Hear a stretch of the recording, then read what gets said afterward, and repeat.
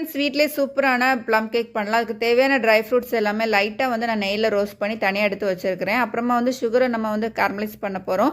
ஒரு கப் சுகரை வந்து ஒரு பேனில் நல்லா இந்த மாதிரி கேரமலைஸ் ஆனதுக்கப்புறமா கொஞ்சமாக தண்ணி விட்டு ஒரு 5 மினிட்ஸ் வச்சதுக்கப்புறமா நம்ம ஆல்ரெடி ரோஸ்ட் பண்ணி வச்சுருக்க ட்ரை ஃப்ரூட்ஸில் எல்லாமே இதை விட்டுட்டு நல்லா ஒரு 2 to 3 ஹவர்ஸ் நல்லா உரட்டும். அப்புறம் ஒரு கப்பு மைதா, அரை கப்பு பால் பவுடர், ஒரு டேபிள் ஸ்பூன் பேக்கிங் சோடா, இவ்வளோதான்.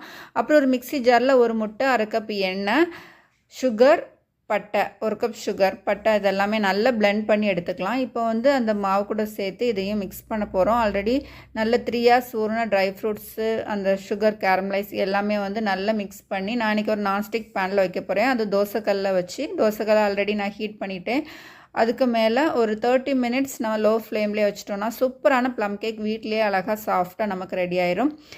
இந்த மாதிரி வீடியோக்கு please follow and subscribe. Thank you.